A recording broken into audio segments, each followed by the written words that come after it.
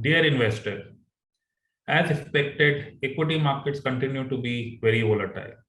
Indian markets, which were holding up much better, have also begun to show some stress.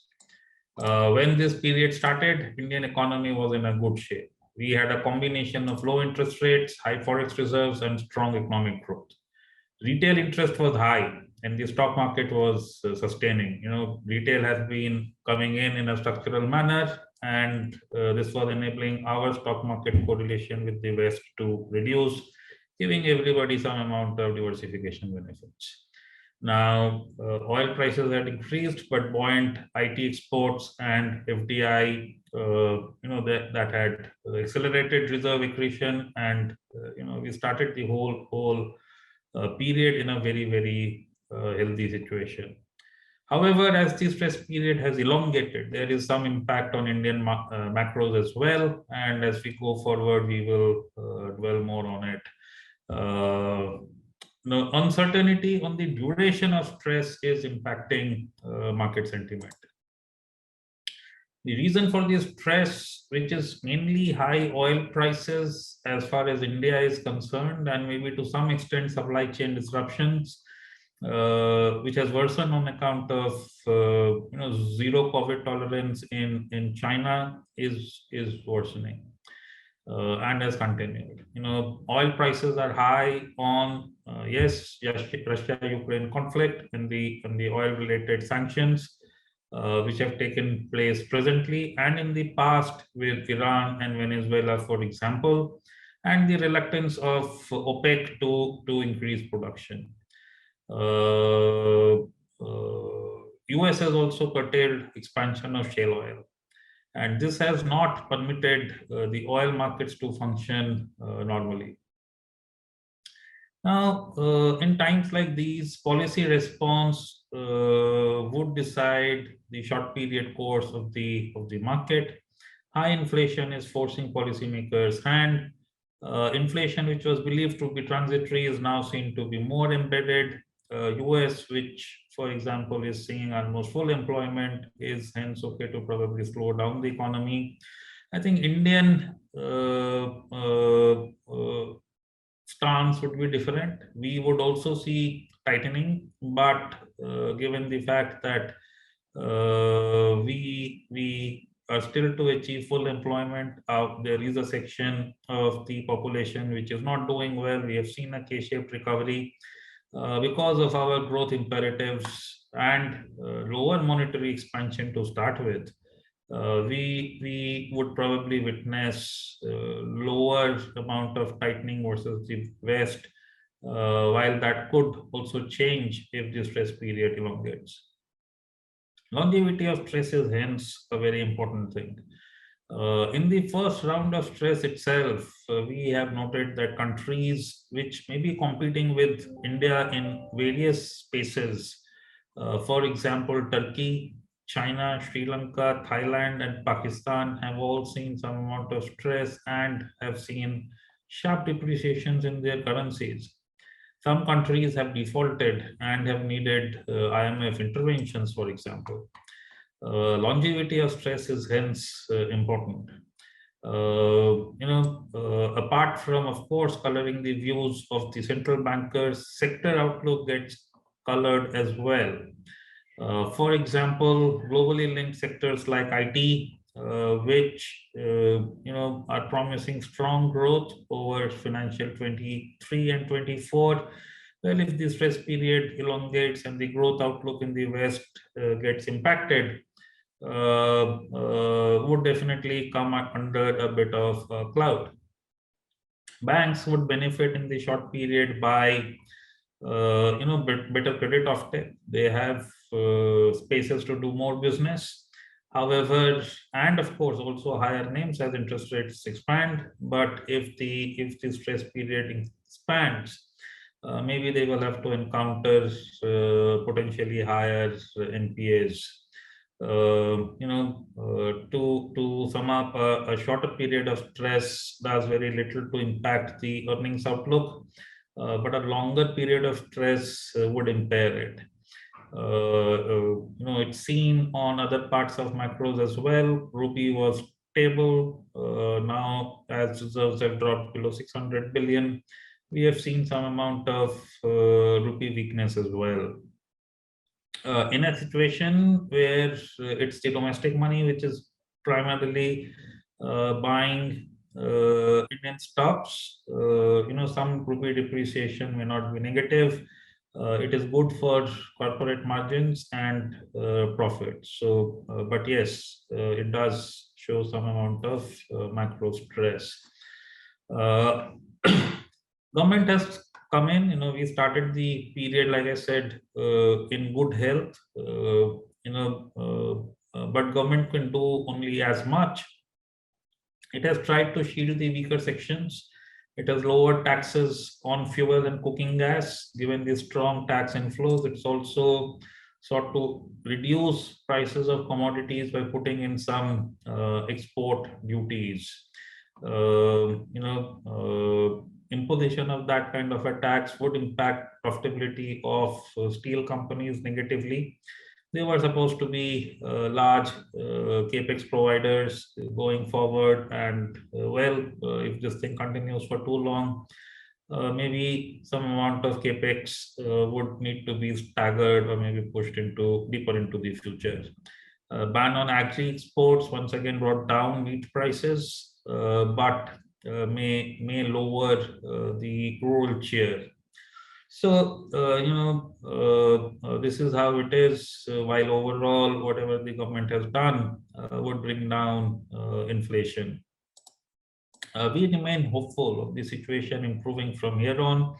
The palm oil export ban that Indonesia had levied has been lifted. This should bring down edible oil prices. Shanghai COVID situation has improved. They've achieved zero COVID. And now supply chains should incrementally be better.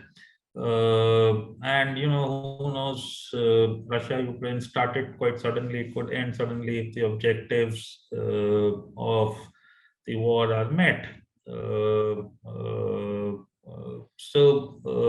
While it remains very, very uncertain, valuations are sustainable if the earnings outlook is not impaired. So, this is how I link it. Small period of disruptions do not impact earnings outlook. Longer periods would. Unless earnings outlook is impaired, I think valuations are sustainable. We are seeing a strong bump up in earnings from FY20 onwards. 720 EPS on the Nifty for financial 22 should go up to 860, 870 in 23, and somewhere close to 1,000 in financial 24. Looking at how this is being delivered, the four large profit pools are IT, banking, and lenders, commodities, and everything else put together. As yet, the outlook for IT and lenders has not been impacted. They should do as well as what was expected, let's say, a quarter back. On commodities, there may have been some impairment, but impairment in commodities should result in an uptick on the users of commodities, the fourth profit pool. Overall, as yet, the trajectory of earnings seem to be holding up. Demand is sustaining as well. We have seen commodity users to increase prices. Consumer staples have, for example, reduced damages. Cement companies have increased prices, as have auto companies. Housing prices have also seen an uptick, showing the strength in the economy. There is cheer in rural India. Labor is getting more higher wages. Agri prices are up by 15 to 20% because of whatever has happened globally. And I think this should help consumption in the hinterland, especially also because their inputs for the next cropping season, fertilizer, insecticide, etc. There again, the government has come in and provided subsidies. Cities should be witnessing better consumption. One, because labor from rural India have come back, so the transfer of population would also cause transfer of demand to some extent, and also because the urban white collar worker is seeing wage increases, which should help it sustain the inflationary pressures better than otherwise. So given the combination that we have today, I think demand should continue to surprise on the positive side. It helps that one section of the population had saved strongly also over the last period. Government, companies, and households are together embarking on capex, happening for the first time since 2003. Once it starts, it does provide a longer period growth outlook. While the pace of growth may get impacted because of whatever is happening globally, the strength in the economy should continue to be strong. If the outlook on financial 24 sustains, the market should be able to hold on to its current levels. Yes, it will be volatile as it digests incremental news on oil prices and supply chain. So inflation, anything that moves inflation expectations higher would make the markets nervous, and vice versa. From where we are assuming 5-year average valuation levels of 18.5 times a year forward would lead us to 18,500 as a target to aim for end financial 23, leaving a decent upside from where we are after the market correction. Yes, if oil prices stay high, a plus 10% swing over 100 should bring down the target by 2 to 3% and vice versa. So that's the kind of model I'm working with. Coming down to the investment themes, I would say, when times are uncertain, there is risk in the environment. Focus has to be in investing on the highest quality part of the market, which is steadier, offering long period compounding growth. With that, at this juncture, several of the ongoing themes have been strengthened with happenings around the world. World wants to diversify away from single center of manufacture. It has seen what supply disruptions can do to its own production and hence inflation. We are getting as a country tailwinds in spaces like chemicals, textiles, and APIs. Our portfolios have representations from chemicals and APIs. In other spaces like electronics, that's also getting helped because of the PLI benefits that has been extended. Make in India focus has come back and it's become very strong, especially in areas of defense. We have also noticed that with disruptions in supply chains, the more capable players have performed better. In fact, even in the organized sector space, the larger guys have done better versus the not so large guys. And the formalization of the economy continues to gather space. Financials, we have noted, in the short period should show better profits, better names, maybe impacted a tad on the treasury profits by higher interest rates, but overall positive. If this stress period ends soon enough, I think the NPAs won't come to haunt us soon, and financials could prove to be good investments at the present. Consumers with strong pricing power in some manners continue to be the contraplay in the market. Policy is against commodities. My sense is that's a part that is risky. Just now, users of commodities with pricing power should see profitability improve as we go forward. We have noted that they have increased product prices. So as commodity prices stabilize and move down over a period of time, the users of commodity with pricing power, the staples, the consumer durables, etc., should benefit strongly. Inflation itself should peak out soon. If prices don't keep rising,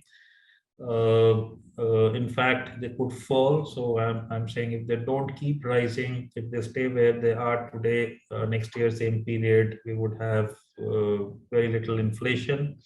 And if we build the trajectory over, the next 12 months, the peak of inflation should be arrived at over the next few months itself. And I think that would be something that the markets would notice and share. I noted high quality space. This is a space that has done well over such difficult times in the past and should prove resilient in this period as well.